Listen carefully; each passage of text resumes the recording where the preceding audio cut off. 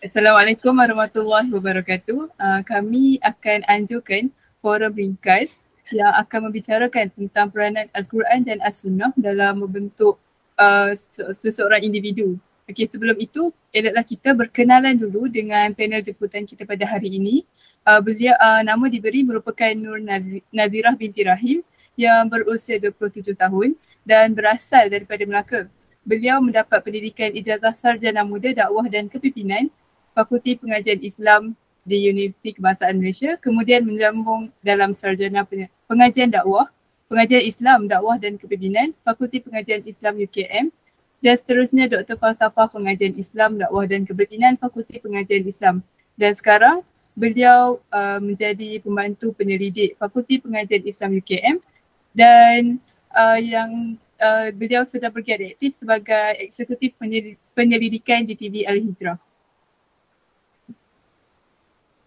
Okay, kita akan memulakan objektif utama kita iaitu peranan Al-Quran dan As-Sunnah. Okey, pertama sekali boleh Ustazah kupaskan lebih lanjut tentang peranan Al-Quran dan As-Sunnah dalam hidup seseorang individu. Okey, bismillahirrahmanirrahim. Terima kasih kepada Syafiqah, Zahidah dan Fatin. Alhamdulillahirrabbilalamin wassalatu wassalamu ala asyrafil anbiya'i wal mursalin wa ala alihi wa sahbihi ajma'in. Assalamualaikum warahmatullahi wabarakatuh.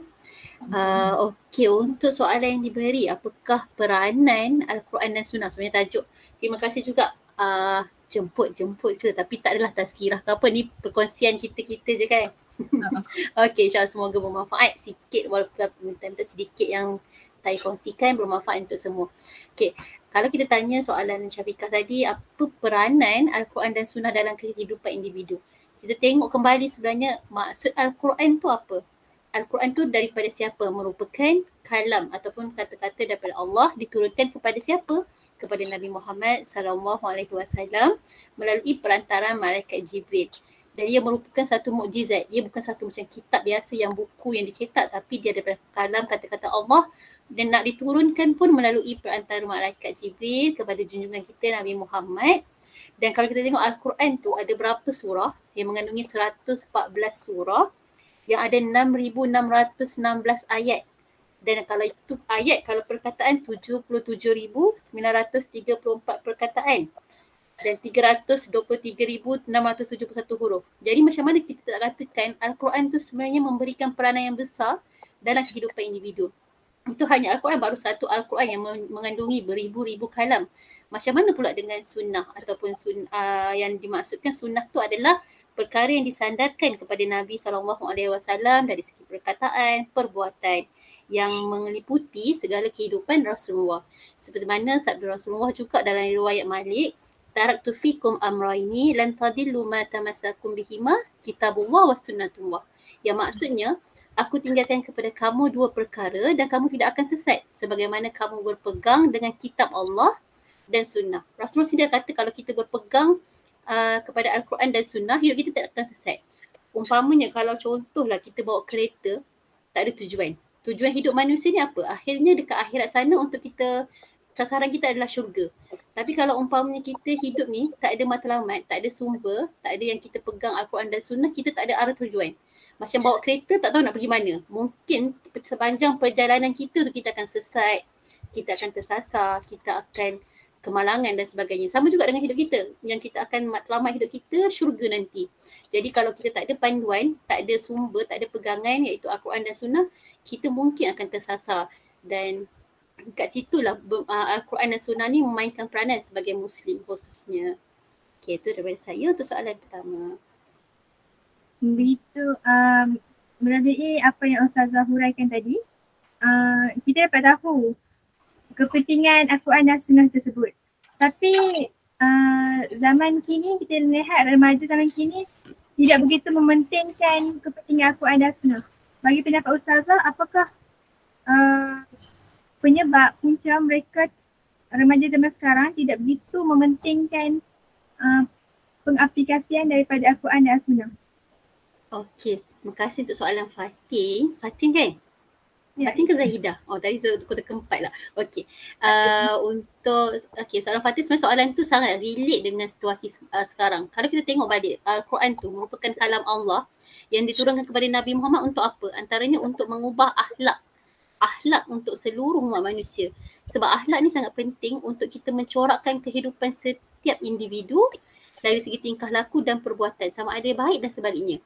Maksudnya Allah dah turunkan Al-Quran kepada Rasulullah untuk Rasulullah ni kita jadikan contoh sebagai uswatun hasanah, sebagai role model. Jadi, tapi kita lihat hari ni remaja sangat dicemari dengan pelbagai krisis ataupun pelbagai masalah akhlak.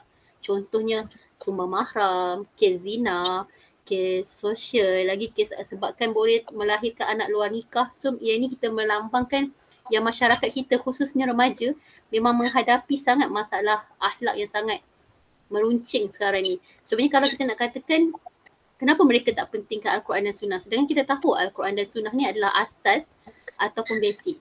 Kalau kita nak lihat sekarang, perkara pertama mestilah orang akan kata didikan ibu bapa. Sebab ada hadis memang kata Rasulullah yang bermaksud seseorang anak yang dilahirkan itu adalah dalam keadaan fitrah yang bersih. Maka ibu bapalah yang menjadikan Yahudi, Nasrani atau Majusi. Maksudnya seorang anak yang dilahirkan umpama kain putih, kita selalu dengar kan, umpama anak tu memang dilahirkan seperti kain putih, ibu bapa yang mencorakkannya. Tapi pada hari ni kita lihat kadang-kadang didikan kat rumah tu memang ibu bapa kita dah bagi didikan agama. Tapi mana silapnya bila anak yang membesar itu tak mengikut acuan agama yang diberikan. Kalau kita tengok sekarang memang orang akan pandang, oh ni mesti salah teknologi. Sebabkan kemodenan, arus kemodenan teknologi dan semestinya media sosial, TikTok apatah lagi. Tapi dulu orang tengok TikTok tu menari, sekarang mungkin Ustazah pun mungkin ada TikTok kan. Tapi kita tengok dari segi kontennya apa. Dari situ saya rasa kenapa mereka ni tak menjadikan Al-Quran dan Sunnah tu penting, sebab remaja sekarang membiasakan benda yang bukan biasa. Kita normalisasikan budaya barat. Contohnya perasaan malu, akhlak tu bukan jadi perkara utama. Oh tak kisah pun, yang penting dapat rating, yang penting dapat duit. Sampai kita mengabaikan akhlak tu. Sedangkan Al-Quran dah kata kalau buat begini, ini akibatnya. Buat begini, ini akibatnya. Tapi benda tu menjadikan hilang rasa malu, hilang rasa segan silu, yang menjadikan mereka tak pandang pun Al-Quran tak kasih. Macam Al-Quran kata ini batas-batas pergaulan antaranya. Dalam setiap Al-Quran tu bukan hanya merangkumi perkara agama, tapi dia merangkumi perkara aspek kehidupan sosial kita, aspek muamalah kita, ekonomi dan sebagainya.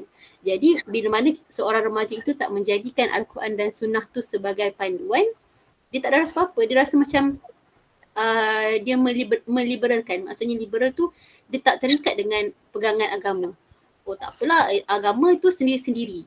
Al-Quran tu tak apalah, aku nak ikut kita lah. Sebab tu jadinya remaja sekarang tak begitu pentingkan Al-Quran dan Sunnah. Nak kata juga pengaruh rakan ataupun, tapi berbalik kepada diri sendiri. Kadang-kadang kita tak boleh judge kenapa dia macam ni dan macam ni. Mungkin itu ujian. Jadi yang kita boleh amalkan, kita amalkan doa ya muqallibul qulub tsabbit qulubi ala dinik. Wahai Zat yang membolak-balikkan hati, tetapkan hatiku pada agamamu ini. Kadang-kadang sebab kita tak tahu pengakhiran kita macam mana kan.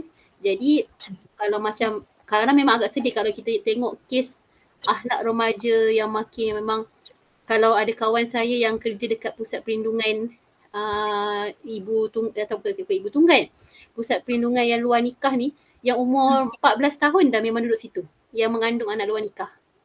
So bukan benda tu tak terkejut lagi, memang sangat ramai. Itu yang mungkin alhamdulillah berjaya diselamatkan. Yang kita tak tahu, yang buang anak dan sebagainya, yang tak ada data, wallahualam, na'udzubillah min zalik.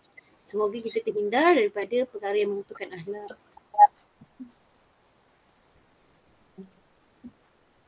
Okey, seterusnya selepas kita mengetahui tentang peranan dan juga faktor kejatuhan akhlak remaja, kita teruskan dengan kualiti hidup masyarakat atau individu umat Islam itu sendiri.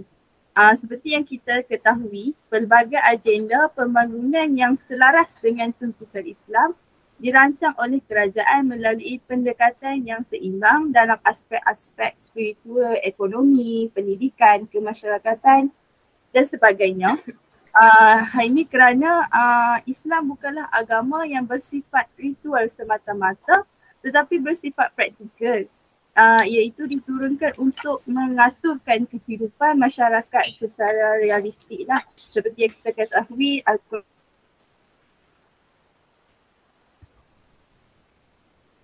dan Sunnah sebagai panduan hidup kita betul.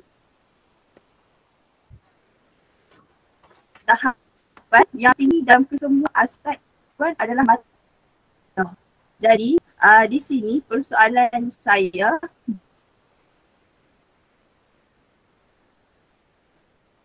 buat ustazah, mana dan begini, bagaimanakah Al-Quran dan As-Sunnah mampu melahirkan masyarakat atau individu yang berkualiti. Jelas tak? Okey, jelas. Okey, macam Zahidah kata tadi, Al-Quran tu mencakupi semua aspek, bukan hanya ritual semata-mata, betul kan? Maksudnya kita tahu Al-Quran ni menceritakan perkara yang berlaku pada masa hadapan, perkara yang telah berlaku pada dulu dan perkara-perkara gaib. Bayangkan waktu Al-Quran ni diturunkan, Allah dah telah menceritakan pada masa akan datang akan berlaku kiamat sedemikian rupa. Untuk soalan Zahidah, bagaimana Al-Quran dan Sunnah melahirkan individu dan masyarakat yang berkualiti?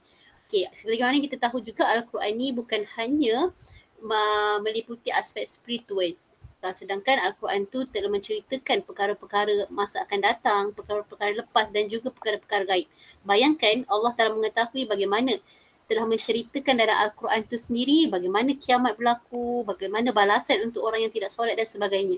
Jadi macam mana Al-Quran dan Sunnah ni boleh menjadikan masyarakat berkualiti apabila kehidupan kita berlandaskan syariat. Sebab apa? Syariat ni akan memandu seseorang itu mengikuti ke jalan yang teratur dalam segala aspek kehidupan.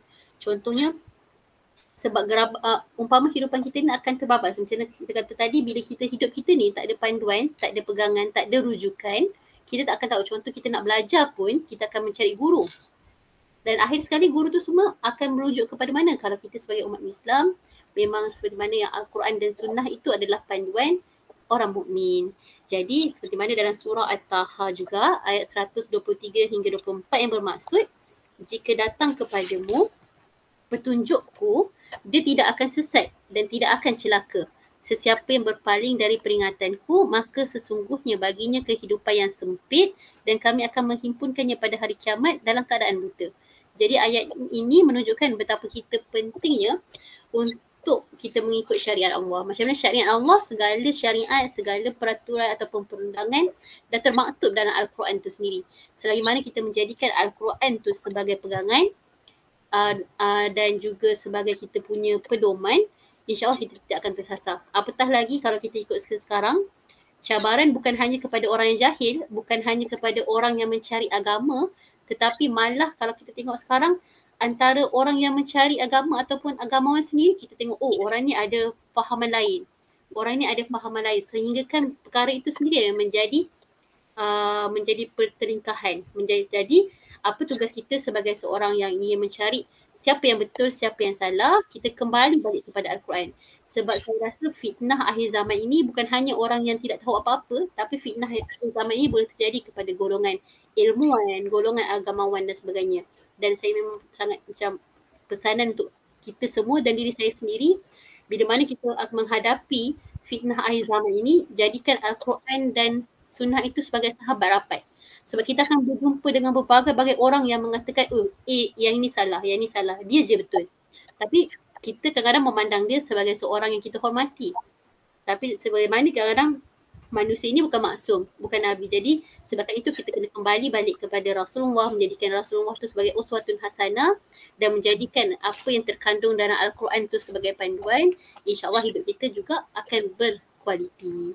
Dan selagi mana kita mengamalkan ataupun menghidupkan sunnah, seperti mana memang kita kan tahu kalau kita menghidupkan sunnah Rasulullah itu menjadi kita akan dapat syafaat Rasulullah di akhirat, kita terhindar daripada melakukan perbuatan yang dimurkai dan juga akan membentuk peribadi yang mulia.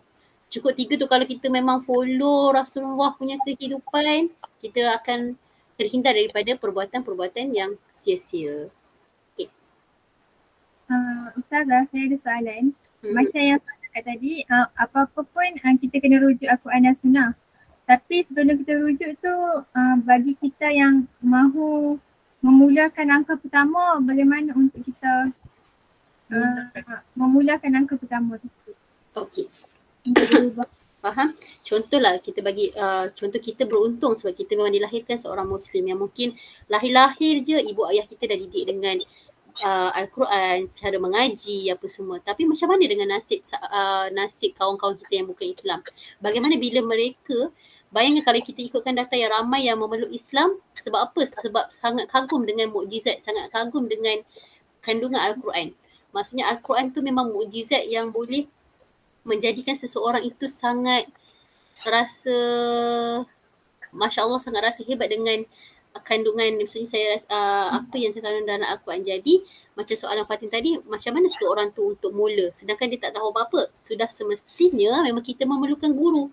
Macam mana kita masuk sekolah, kenapa mak ayah kita hantar sekolah? Supaya ada orang yang mengajar kita untuk daripada A, daripada alif sampai ya dan sebagainya. Jadi memang tugas kita untuk mencari seorang guru, tapi untuk mencari seorang guru tu pun cari guru yang betul. Biasanya guru yang memang kita tahu, yang kita boleh jadikan dia sebagai panduan, sebagai rujukan. Untuk belajar memang kita mencari seorang guru.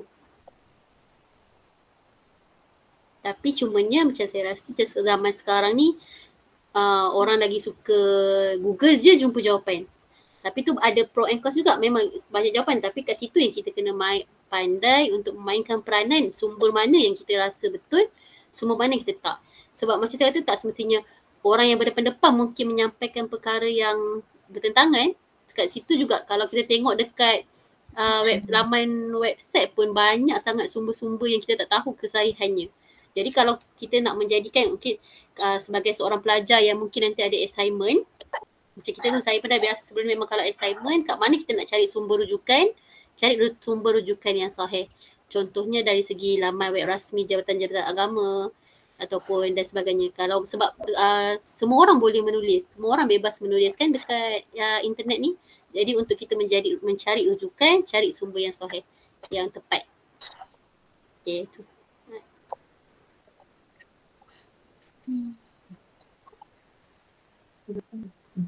Seperti yang Ustazah cakap tadi, pada zaman sekarang banyak sangat rintangan ataupun cabaran yang dihadapi oleh orang Muslim. Jadi boleh Ustaz terangkan sedikit bagaimana cara kita sebagai Muslim untuk memantapkan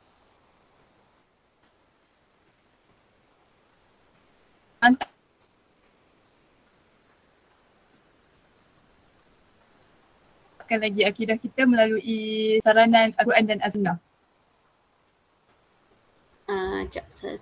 Soalan dia cara untuk boleh dilakukan untuk memantapkan akidah ke? Sebab macam hang sikit.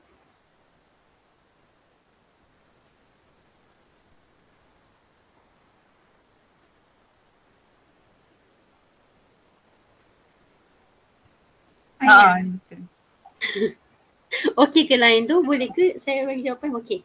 Okey lain. Okey dah. Okey. Perkara pertama macam apa yang mungkin cara yang boleh dilakukan. Pertama sekali yang mungkin kita boleh lakukan, kita menjadikan Rasulullah SAW. Okey, dengar ke?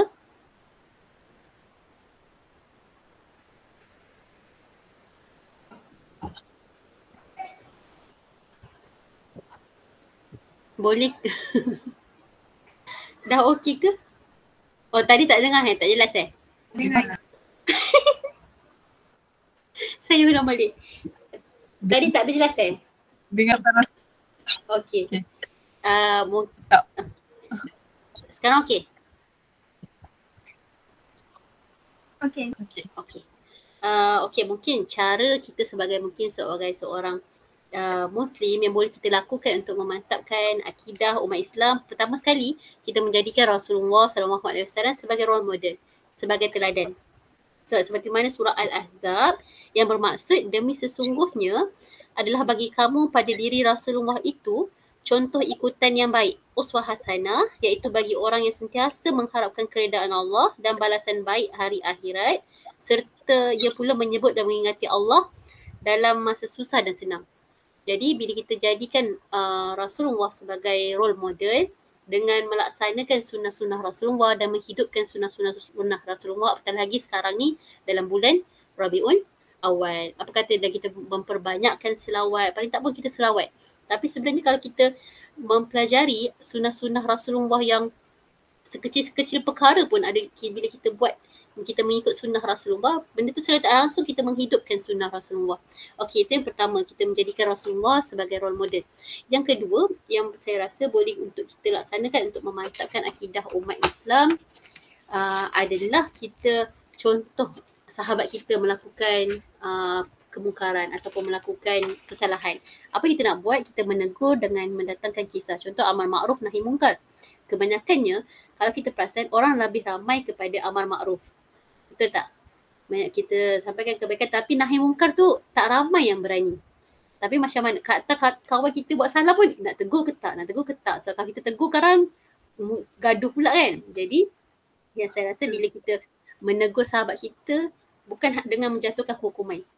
Itu yang kita takut. Contoh kadang-kadang cabaran kita yang mungkin orang tengok budak baik. Selalu kan macam budak baik. Dia ni geng-geng budak baik, geng-geng ustazah ni kan. Mesti suka judge orang. Mesti macam tu. Sebab apa?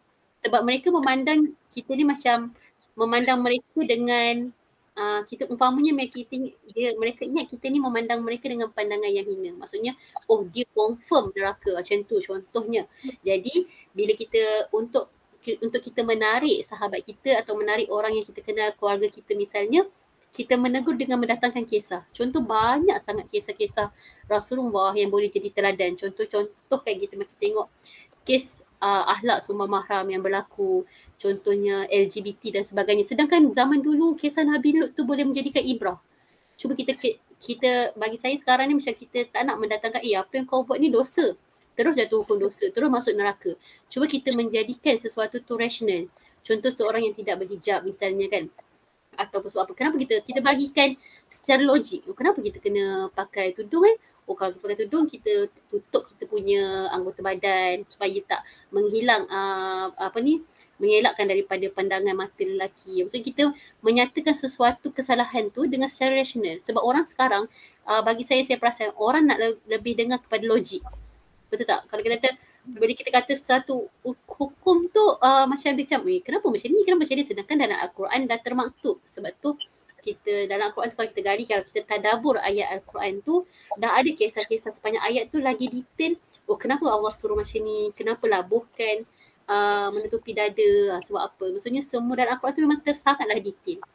Jadi perkara kedua, menegur dengan mendatangkan kisah. Maksud kisah tu sama ada kita ambil kisah-kisah Rasulullah ataupun kita bagi sesuatu perkara yang tak boleh buat tu atau perkara yang salah tu kita bagi hujah dengan rasional. Supaya orang yang tu boleh terima, boleh berfikir. Sebab orang sekarang memang nak logik je. Dia nak logik, dia tak nak benda yang boleh diterima kan. Okey, yang ketiga yang mungkin kita cuba maksudnya dari segi untuk kita memantapkan akidah umat Islam ataupun ni adalah salah satu memang kita kena melaksanakan undang-undang Islam yang berteraskan Al-Quran dan Sunnah. Kalau kita tengok kat Malaysia ada yang itu dilaksanakan oleh mahkamah syariah. Tapi kebanyakan kalau kita orang yang study law, mungkin mahkamah syariah ni kes-kes jenayah syariah. Jenayah-jenayah contohnya hukuman hudud, qisas dan sebagainya. Jadi itu sudah tugas-tugas pemimpin lah. Maksudnya cara nak tak nak, kalau macam kita buat macam mesti ada memperkasakan undang-undang. Macam mana nak memperkasakan undang-undang? Tak semestinya dari organisasi besar terus. Kita punya tempat belajar, cuba kita buat peraturan macam tu. Tak perlu pandang kepada umum, undang-undang negara. Cukup kita undang-undang kita punya fakulti, undang-undang kita punya tempat belajar. Okay, saja 3 tu. Tapi yang paling penting diri sendiri. Hidupkan kembali ataupun sunnah Rasulullah SAW. Okay. Ustazah, saya ada sikit macam yang saya cakap, daripada aspek individu sendiri, aspek diri kita sendiri, kita kena kuat dalam menghadapi ujian yang sekarang melanda. Bagaimana cara untuk memantapkan dalaman dalaman kita. Okey, faham spiritual. Okey, soalan tu menarik sebab saya pun tak jauh beza, tak jauh beza umur, tak adalah beza. Saya bayi kakak Syafika. Okey, tapi bila kita dalam suasana okey, nak jauh daripada keluarga, betul tak, hidup dengan kawan-kawan, lepas tu kadang-kadang iman kita turun naik, sebab iman kita turun naik. Tapi macam mana kita nak memantapkan kita punya pegangan untuk memantapkan kita punya spiritual. Antaranya yang mungkin kita boleh buat, satu, kita dekatkan diri kita dengan orang-orang yang baik. Secara tak langsung bila kita dalam surrounding, kita dalam circle yang baik, bila kita nak buat salah tu kita ada orang ni kan dia kata apa pula, betul tak? Saya rasa tu yang memainkan peranan besar. Bila seseorang tu nak berhijrah tapi surrounding dia bukan hijrah, sangat besar ujian bagi dia untuk dia terus istiqamah. Betul tak? Kalau kita perasan, tak adalah kalau kita lihat isu semasa, orang dah berhijrah, tiba-tiba dia patah balik. Cuba kita tengok surrounding dia. Sebab tu saya rasa surrounding, circle kita akan membentuk kita. Sebab itulah macam mana tadi kita kata acuan itu bermula daripada keluarga. Sebab keluarga yang mencorakkan kita, macam ibu bapa yang mencorakkan seorang anak itu bagaimana. Tapi bila seorang anak itu dah bercampur dengan orang lain, sebab tu asas tu penting. So bila kita meletakkan diri kita, tapi dalam menghadapi cabaran semasa yang bila kita tak duduk dengan keluarga, kita mendekati orang-orang yang soleh ataupun kita mendekati ilmu. Kita dekatkan dengan, paling tak pun kita cari orang yang baik.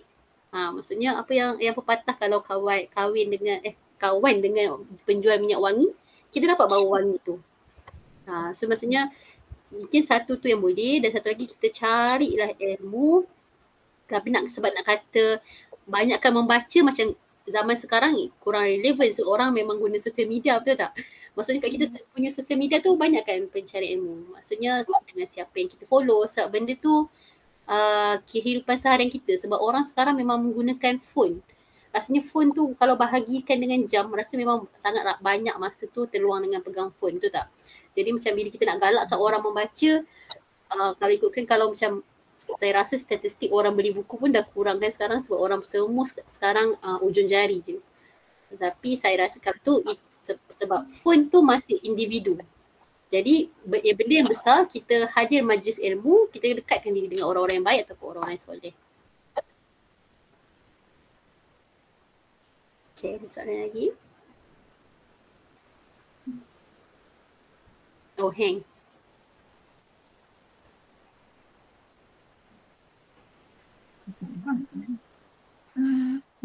Setelah sampai ke bahagian yang terakhir, iaitu ulasan yang akan diberikan oleh kami melalui tasliah Ustazah Tasliah ataupun perkongsian daripada Ustazah tadi, Ustazah. Okey, apa yang boleh saya rumuskan bahawa Al-Quran ni merupakan kalam Allah, seperti yang saya cakap tadi. Al-Quran merupakan kalam Allah dan sunnah adalah perkara yang dilakukan atau yang diperkatakan oleh Nabi Muhammad.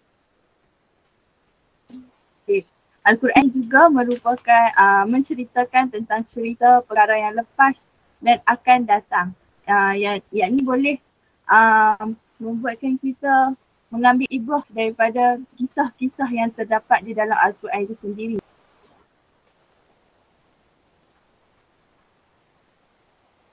Okey, untuk memantapkan lagi memantapkan lagi akidah kita buat pula mempunyai kehidupan yang berlandaskan syariat, iaitu kehidupan seperti kita tahu, kita memerlukan panduan. Apa-apa yang kita buat mesti memerlukan panduan, betul Ustazah? Jadi panduan kita tak lain tak bukan adalah Al-Quran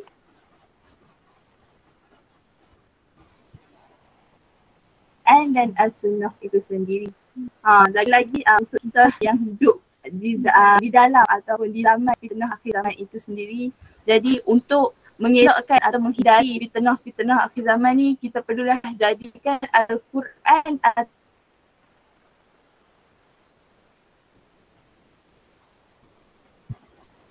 ataupun As-Sunnah itu sebagai pegangan kita. Dan seterusnya saya sangat suka dengan ayat Ustazah, iaitu untuk terus istiqamah dalam memantapkan pegangan kita, lagi-lagi kita yang duduk jauh positif kerana aku suka dekat. Saya ingin Okey, tambah betul sedikit. Ida. Sekejap, lain okey tak? Saya ingin tambah sedikit. Berdasarkan apa Okay. Bisa dengar? Okey. Azah?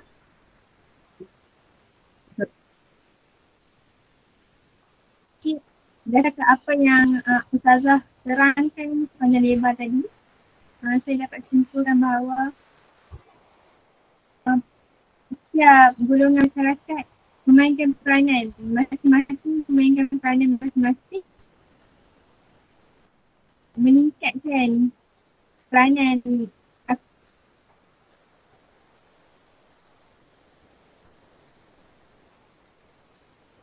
Al-Quran Sunnah supaya dapat digunakan dalam masyarakat dengan lebih serak. Dan antara doa yang kita boleh amalkan, yang Ustaz kongsi boleh amalkan dalam kehidupan kita. Oleh itu kesimpulan daripada forum ini, kita dapat tahu bahawa peranan Al-Quran dan As-Sunnah ini sangatlah besar dalam menentukan kehidupan bagi seorang Muslim. Dan bukan senang untuk kita harungi cabaran yang datang kepada Muslim, tambahan lagi kehidupan kita pada zaman sekarang, semuanya yang mudah mengakses maklumat, tapi kita tak tahu kesahihan maklumat tersebut. Jadi kita sebagai umat Nabi Muhammad perlulah berpegang teguh, perlulah menjadikan Nabi Muhammad tersebut sebagai tokoh utama kita. Okey, sekian itu sahaja daripada forum ini. Terima kasih Ustazah. Terima kasih semua. yang Terima kasih sangat juga.